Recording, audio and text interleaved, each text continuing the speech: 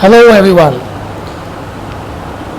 Today I would like to share the very unique information about the Chinese martial arts and its old masters. आपने ये सुना होगा कि तमाम martial art के जो फादर स्टाइल है वो चाइनीज़ मार्शल आर्ट है। और जब आप चाइनीज़ मार्शल आर्ट की बात करते हैं तो आपको ये पता चलता है कि उसमें हिंदुस्तान की भी पुरानी सखावत मौजूद है। आइए आपको इन दोनों सखावत में से एक ऐसी छुपी हुई एक पोशीदा सखावत के बारे में बताएं कि जिसके बारे में कोई बात करना और उसको बताना पसंद नहीं करता, लेकिन हकीकत को बताना और रिसर्च करके आप तक इन्फॉर्मेशन को पहुंचाना हमारी ज़िम्मेदारी है। शिहान दानिश खान का ये चैनल है, ये इसी काम के लिए बनाया गया है। आज हम आपको कदीम martial art, Chinese martial art के हवाले से बताएंगे कि चाइनीज़ मार्शल आर्ट हो चाहे हिंदुस्तान की पुरानी रवायत, मुसलमानों की, मुस्लिम कम्युनिटी की, मुस्लिम मास्टर्स की इसमें इतनी बड़ी इन्वॉल्वमेंट रही है कि कोई भी इससे इनकार नहीं कर सकता। 700 साल हिंदुस्तान पे हुकूमत सिर्फ हमारे आबा व अजदाद ने की। बात यह नहीं कि किसी पे हुकूमत किसी के जुल्म की बिना पे की गई, बल्कि वो जो हुकूमत की गई वो अपनी स्मार्ट वर्किंग की वजह से की गई, वो अपनी बेहतरीन सखावत की वजह से की गई, अपनी आला बादशाहत की वजह से की गई कि जिसके अंदर किसी के ऊपर जुल्म करके बर्बरियत के साथ नहीं बल्कि हिकमत के साथ और हर मज़हब के लोगों को उनकी तमाम रिक्वायरमेंट को पूरी करते हुए उनको इज़्ज़त मोहब्बत देते हुए बादशाहत की।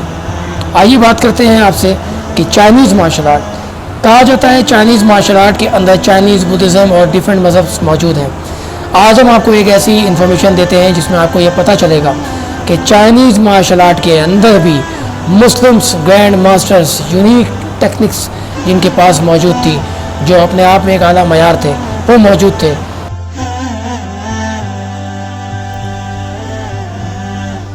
पूरी दुनिया के मार्शल आर्ट का मरकज़ चाइना और चाइना की कदीम ट्रेडिशनल मार्शल आर्ट बाजी क्वान, जिस स्टाइल की वजह से कई स्टाइल वजूद में आए और कई ग्रैंड मास्टर वजूद में आए। और बाजी क्वान स्टाइल के बानी एक मुसलमान थे जिनका नाम वू जोंग था। ये पहले रिकॉर्ड शुदा बाजी क्वान के उस्ताद थे। 1712 में इनकी पैदाइश हुई और 1802 में इनका इंतकाल हुआ। बाजी क्वान के पहले टीचर होने के साथ साथ वू जोंग मुस्लिम भी थे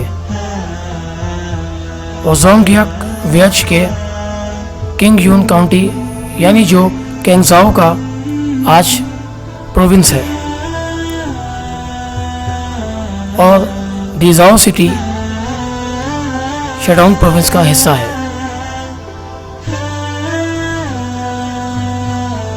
वू जोंग वो पहले शख्स हैं जिन्होंने बाजी क्वान की तालीम शेंडोंग में दी थी। वू जोंग शेंडोंग सूबे के अंदर मिंग नामी गांव में एक अमीर घराने से ताल्लुक़ रखते थे।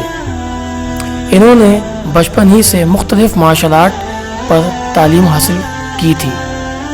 वक्त गुजरने पर वो बल्दियाती हुकूमत में अफसर बन गए थे।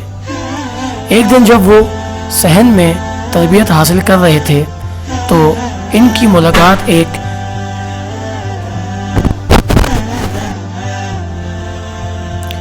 इन्होंने एक ऐसे शख्स से मुलाकात की जिसमें एक टूरिस्ट मज़हब से ताल्लुक़ रखने वाले रस्सी नुमा कमरबंद की जगह लिबास पहना था, यानी अपने लिबास को कमर की जगह से रस्सी से बांध रखा था। ये अमूमन चाइना के अंदर मंक होते हैं जिनका या तो बुद्धिज़्म मज़हब होता है या तोइस्ट, तो ये तोइस्ट मज़हब से ताल्लुक़ रखते थे। इस मंक ने आपको बताया कि वो काफ़ी अरसे से छुप कर आपकी ट्रेनिंग करते आपको देख रहा था और इसने जो कुछ देखा इससे बहुत खुश हुआ। ये अजनबी भी एक महारत रखता था और वो भी एक मार्शल आर्ट थी।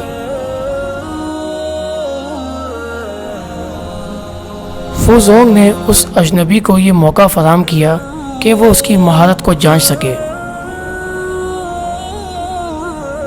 اس کو احساس ہوا کہ وہ ایک غیر معمولی مارشل آرٹسٹ ہے۔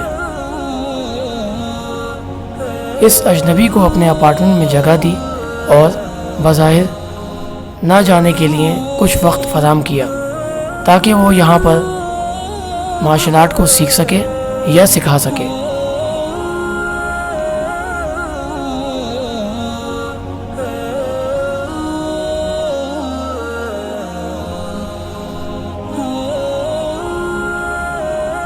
وو زونگ نے 10 سال تک تربیت دی، جس کے بعد اس باجی کو پڑھانے کی اجازت مل گئی۔ یہی وہ وجہ تھی کہ باجی کوان کا پرانا نام کائمین باجی کوان ہے، یعنی کھلے دروازے باجی کوان باکسنگ کے۔ بعد میں وو زونگ لوتوان گاؤں میں ہیبیو صوبے منتقل ہو گئے۔ وہاں انہوں نے مرتے دم تک یہی مارشل آرٹ کی تعلیم دی۔ ان کے سب سے مشہور ڈائی زونگ اور زونگ کائمین تھے۔ لی ڈائی زونگ کو 30 سال سے کم عمر میں ڈاکو کے ایک گروپ نے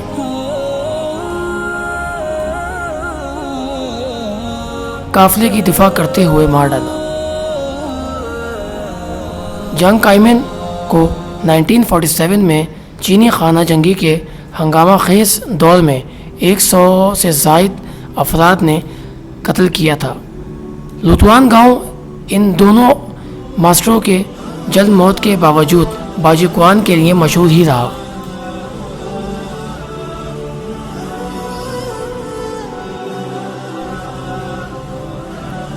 باجی کوان کے بانی وو زونگ نے بچپن ہی میں اپنے والد کو کھو دیا تھا، یعنی ان کے والد بچپن ہی میں انتقال کر گئے تھے۔ علاقائی لوگوں کے اوپر یقین نہ کرنے کی وجہ سے ان کی والدہ نے وہ جگہ چھوڑ کر اپنے دور دراز رشتہ داروں میں جا کر اپنے خاندان کے اصلی لوگوں میں حفاظت میں اپنے بیٹے کو دے دیا، جہاں وہ پلے بڑھے۔ بچپن ہی سے وو زونگ بہت ہی ذہین، خالص، سادہ، غور طلب اور دیانتدار پختہ تھے اور مارشل آرٹ کا سیکھنے کا شوق رکھتے تھے۔ مارشل آرٹ کی طرف 8 سال کی عمر میں راغب ہوئے۔ وہ مسجد میں داخل ہوئے اور آداب کی تعلیم بھی حاصل کرنا شروع کر دی۔ 15 سال کی عمر میں ہی مارشل آرٹ کے معاملے میں بہت پختہ تھے۔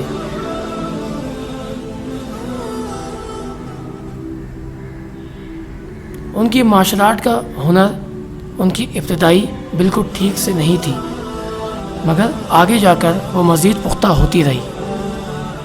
اس وقت باجی کوان کی ابتدائی پر بہت سے ماسٹر موجود تھے، مگر باجی کوان کے نام سے نہیں۔ میری تحقیق کے مطابق اگر ہم ہسٹری پڑھتے ہیں چائنیز مارشل آرٹ کی تو 1000 سال تک تو ملتی ہے۔ 1000 سال کے بعد اگر آگے جا کے پڑھیں تو ان نون لکھا آتا ہے، یعنی انہیں بھی نہیں پتہ کہ اور کون کون لوگ تھے چائنیز مارشل آرٹ کی تخلیق میں۔ لہٰذا سلطنت عثمانیہ اس سے بھی پرانی ہے، اور سلطنت عثمانیہ کے دور میں چین کے اندر مسلمانوں کا رجحان ہوا، رخ ہوا، اور اسلام کی تاریخ مزید زندہ کی گئی۔ مارشل آرٹ کے اندر بھی دیکھا گیا ہے کہ چین کے اندر بڑے بڑے مارشل آرٹ کے گرینڈ ماسٹرز بانی مسلمان پائے گئے ہیں۔ اس لیے آج بھی باجی کوان مارشل آرٹ چین کے اندر بڑے ٹریڈیشنل ماسٹرز اسے کرتے ہیں اور یہ بڑے سسٹمز کے اندر شمار ہوتا ہے۔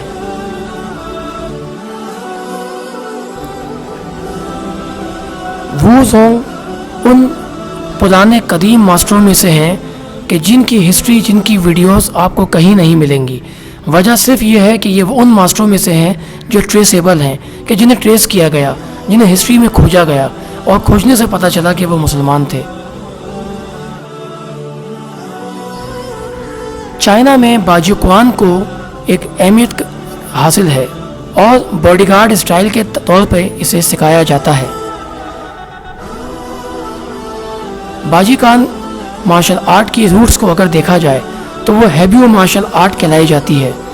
وجہ یہ ہے کہ ہیبیو ان کا اپنے گاؤں کا نام تھا اور وہ آگے جا کے اسی نام سے پکارا گیا۔ وہ شینگ کی زندگی کی پچھلی ہسٹری کو جب جاننے کی کوشش کی تو پتہ چلا کہ ان کے اپنے خاندان میں آباء و اجداد میں بہت بڑے بڑے گرینڈ ماسٹرز یعنی بانی مارشل آرٹ سسٹم چائنیز کے موجود تھے۔ پتہ یہ چلا کہ لوگ مسلمانوں کی ہسٹری کو چھپاتے گئے اور مسلمان خود کو جان نہ سکا۔ آج جب ہم جاننے کی کوشش کرتے ہیں تو ہمیں دنیا کی مارشل آرٹ پہ یقین آتا ہے اور اپنی ہسٹری کا پتہ نہیں، جس کی وجہ سے ہم مسلمان خود کو اکیلا اور تنہا سمجھتے ہیں۔ در حقیقت دنیا میں ایک نمایاں نام پیدا کرنے کے لیے اور ایک ہسٹری قائم کرنے کے لیے، یہاں تک کہ چیزوں کو بنانے کے لیے مسلمان ہمیشہ سے صف فہرست رہا ہے۔